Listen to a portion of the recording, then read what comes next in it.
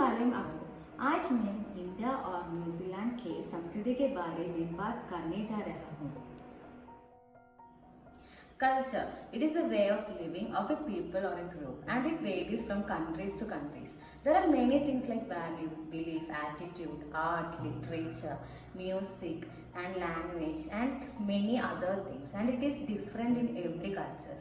And culture is actually a vast topic. So today I will be talking about some important aspects of Indian and New Zealand culture. So first, if we look at the language, in India, Hindi is the national and official language. And in New Zealand, Maori and English are the official languages. And New Zealand is the first country to declare the sign language as official language. That is the New Zealand Sign Language. And when we look at India, actually there are about 29 languages. In India, there are many independent mother tongues, like independent original mother tongues. Because there are many different regions, and in every states, they are following different languages. If we look at the business dressing of these both countries, in India, men wears formal pants and shirt, and women wears casual dress, pants or conservative dresses. And in India, during the last day of the week, they usually wear casual dresses in a decent way. When we look at New Zealand, the men should wear dark colored suit with conservative ties. And for more formality, they should wear white shirt also. And women usually wear casual dresses and also skirt or blouse with a jacket. And one speciality is that they give importance for classic styles and colors. That is mainly blue or grey, like navy blue or grey. Both countries gives importance for punctuality. But when we look at New Zealand, every meetings will start at the right time. And when we look at India, if the meetings are late by 10 minutes, it is not a big problem. Next aspect I am going to talk about is some table manners, etiquettes and customs in both these countries. So in India, when we have food, the elder person sit first, and the host is supposed to sit in a position where he or she can see everyone. And also in both New Zealand and India, unnecessary chats are not encouraged. And in New Zealand especially, they don't speak during the food. Actually, they speak before the meal and after the meal. And also the Indians enjoy the food by their hands. The use of cutlery is very low. Indians usually welcome their guests by saying Namaste, whereas in New Zealand, if the people are seeing for first time, they usually ask how do you do, or if they are already non-persons, they usually say hello. In New Zealand, if they are going to see a guest, they usually carry a flower, chocolate or whiskey with them, whereas in India, they are mainly known for welcoming their guests by flower garlands. One different thing in both this India and New Zealand is, in New Zealand, when we give gift to the guest, like they will open in that time itself. Whereas in India, they will not open the gift in front of the guest. They will wait the guest to leave. After that only they will check it. And other difference is, in New Zealand, they prefer lunches for business meetings.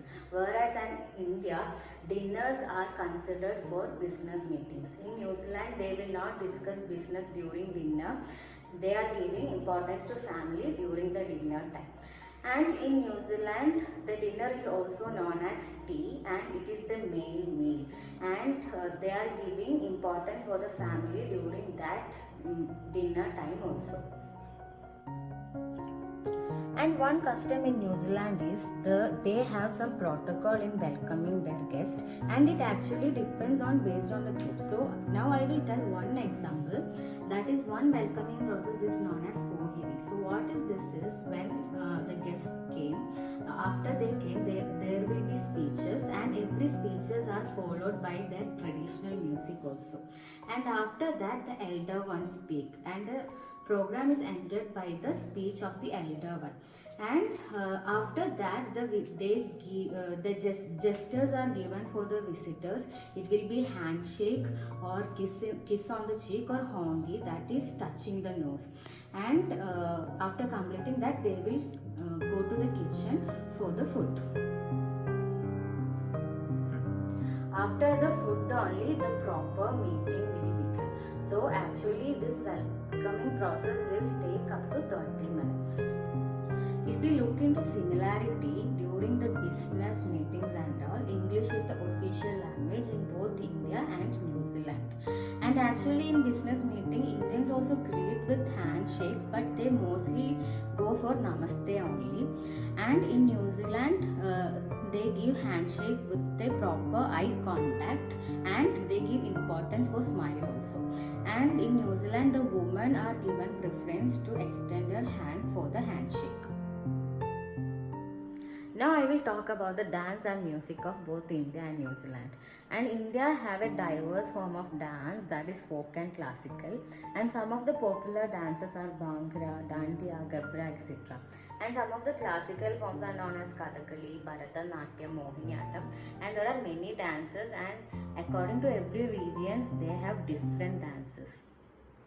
Kalaripayattu is considered as the most oldest martial art in India. And when we look into New Zealand, Hakka is known as a traditional dance form. It is a posture dance performed by a group with vigorous movements and stamping of the feet with rhythmically shouted accompaniment. And there are various forms of Hakka known as Wakatu, Tutu, Peru Peru, etc. Neri Hakka is used to motivate the warriors psychologically, and during the funerals and death related occasions, Manawa Vere Hakka dance form is used. Indian music includes multiple varieties of folk, popular, pop and classical music. So in classical music tradition, it includes Carnatic and Hindustan music, and other popular music forms of India are Qawwali, Ghazal, etc.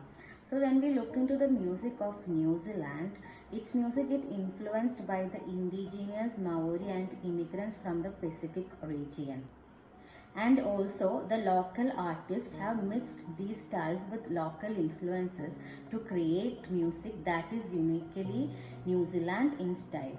And classical, hip hop, jazz, rock, reggae, blue are some other popular styles of music here.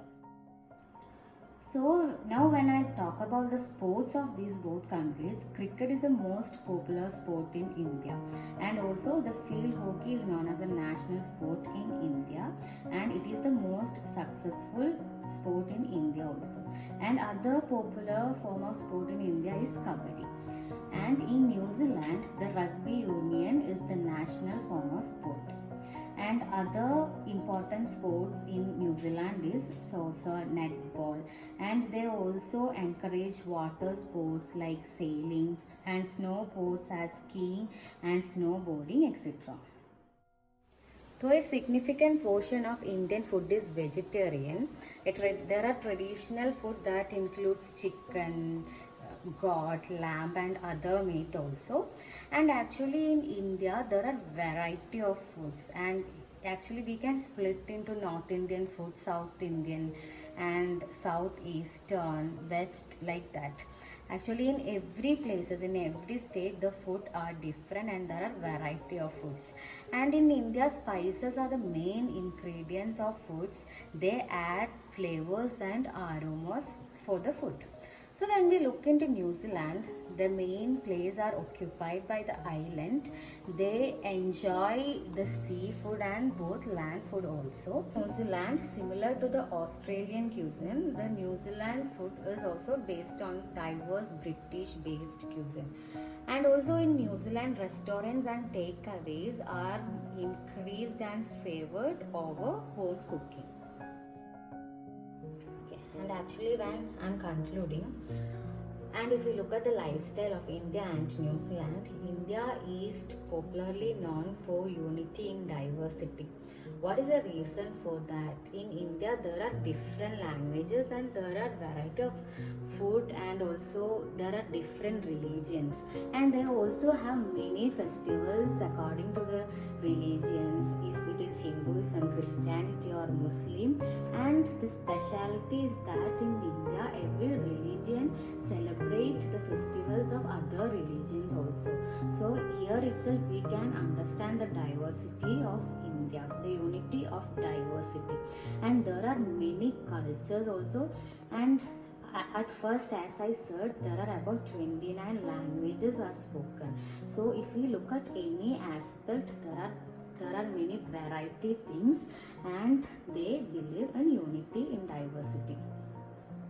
Modern India presents a picture of unity in diversity, where people having different faith and beliefs are living together in peace and harmony.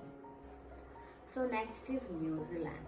If we look into New Zealand, in every persons we meet in New Zealand is either immigrants or descended from other places.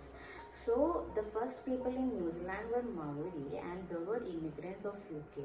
And later on, many Chinese and Koreans also came. And now in present, the New Zealand also welcomes immigrants from different countries like China, Zimbabwe and India, etc. One of the special things that we find in New Zealand is the acceptance of different views and ideas. New Zealand is a modern, secular, democratic society with no ingrained class system. Freedom of speech, expression and religious beliefs are guaranteed by law, and New Zealanders are diverse and tolerant a lot. New Zealand doesn't have high crime rates, abject poverty or hunger, largely because of a commitment to social welfare, and corruption is virtually unheard of. And also there is no pollution, congestion, health issues and cramped city living that is often the case elsewhere. What New Zealand has is equal opportunity, where people are not judged on their gender, how they sound, what color they are, how they vote or work. It all adds up to a fresh, healthy lifestyle in one of the most beautiful countries in the world. Actually, there are many more aspects and there are many more things that we can speak about the culture of both India and New Zealand. Now I am concluding by saying that every country have their own respect, their culture, their belief and their value, and we cannot blame on the culture of any country, and we cannot change it all. We need to respect the culture of every country. Thank you.